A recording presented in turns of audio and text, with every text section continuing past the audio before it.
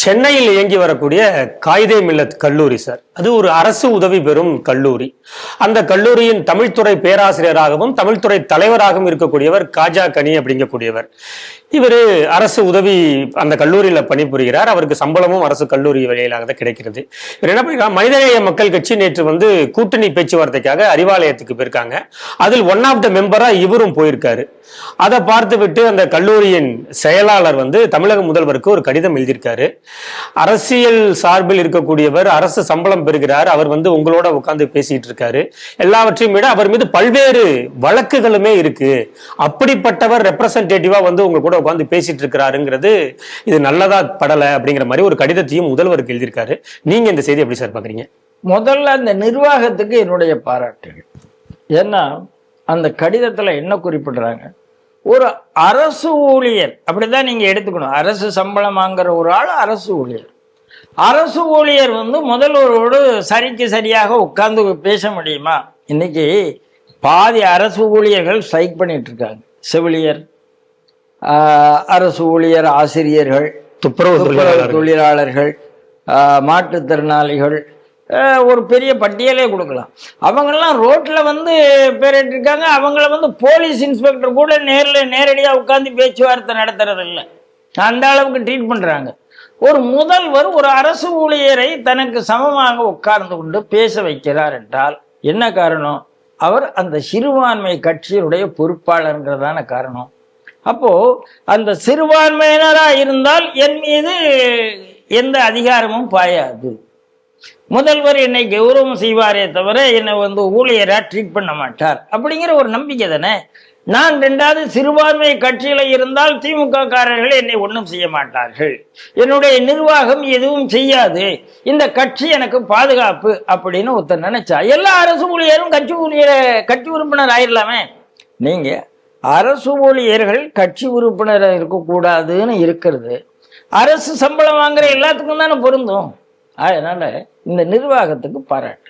ரெண்டாவது, நிர்வாகம் இன்னொரு முக்கியமான விஷயம் சொல்லியிருக்குன்னா, அவர் மீது ஏகப்பட்ட வழக்குகள் இருக்குங்கிறதுல தேச துரோக வழக்கு இருக்கிறது என்பதையும் குறிப்பிட்டு இருக்கிறார்கள். எனக்கு என்னன்னா, ஒரு காயிதே மில்லத் கல்லூரியினுடைய நிர்வாகம், ஏன்னா இந்த சிறுபான்மையினாலே தேச துரோகம் பண்றவங்கன்னு ஒரு எண்ணம் இருக்கு.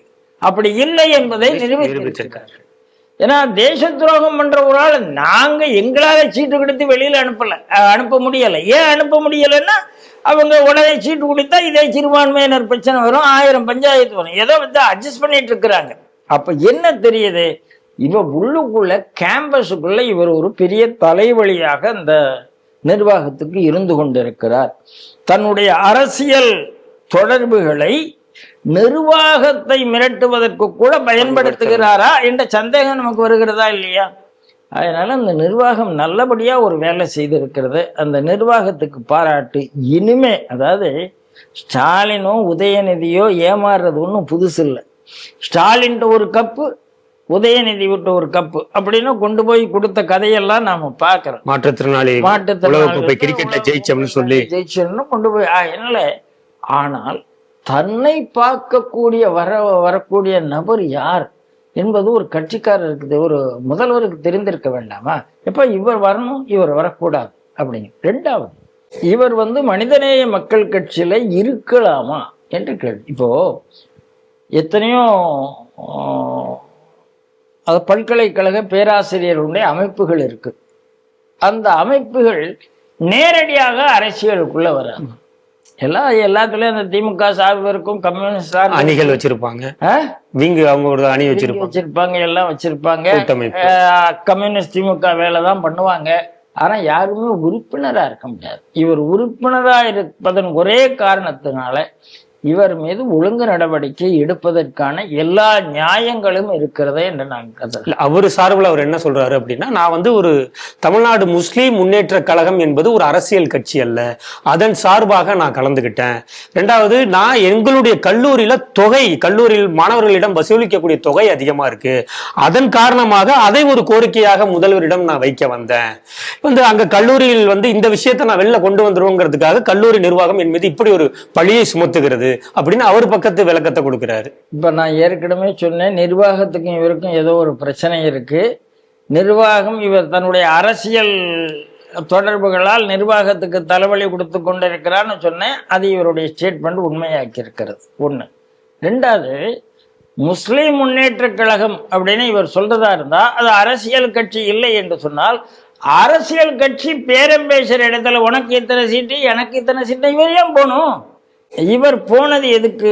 மனிதநேயர் மக்கள் கட்சியினுடைய பேச்சுவார்த்தைக்காகத்தான் போனார். கூட்டணி பங்கீடு அந்த பேனர்ல தான் போறாரு. அதாவது முஸ்லிம் மக்கள் முன்னேற்ற கழகம் என்பது ஒரு அமைப்பாக இருந்தாலும் அதனுடைய பொலிட்டிக்கல் ஆஃப் ஷூட் வந்து இதுதான் மனிதநேய மக்கள் கட்சி தான். ஆமா, நீங்க அமைப்பா போங்க, அரசியல் கட்சியா போங்க, யாரும் கேட்க போறதில்ல. அப்படி போனால் உங்களுக்கு ஒரு முதல்வர் வந்து உங்களுக்கு ஒரு அப்பாயின்மெண்ட் கொடுத்து, வாங்கப்பா உங்க கல்லூரியில் நடக்கிறதெல்லாம் நான் கேட்கறேன்ப்பா, நான் இந்த கல்லூரியில் நடக்கிற அயோக்கியத்தனத்தை முதல்வரிடம் முறையிட வேண்டும், அதற்கு எனக்கு ஒரு அப்பாயின்மெண்ட் தர வேண்டும் என்று இவர் கேட்டு போயிருந்தா அதுக்கு ஒரு ரெக்கார்டு இருந்தா நம்ம ஒத்துக்கொள்ளலாம். ஆனா சீட் ஷேரிங் கூட்டத்துக்கு போயிட்டு நான் அப்படிலாம் இவர் பேசுறேன், அப்படிதான் அதுக்கெல்லாம் நான் போகல, நான் வந்து அரசியல் கட்சி கூட போகல அப்படின்னு சொன்னா இதை விட ஒரு ஏமாற்று இருக்கவே முடியாது. நல்ல ஒரு ஏமாற்று விஷயம், அதுல மாற்று கருத்து கிடையாது. ஆகையினால காஜாக்கணி அவர்கள் தன்னை ஏமாற்றக்கூடாது, சமூகத்தை ஏமாற்றக்கூடாது, அரசாங்கத்தை ஏமாற்றக்கூடாது, அப்படித்தான் நான் நினைக்கிறேன்.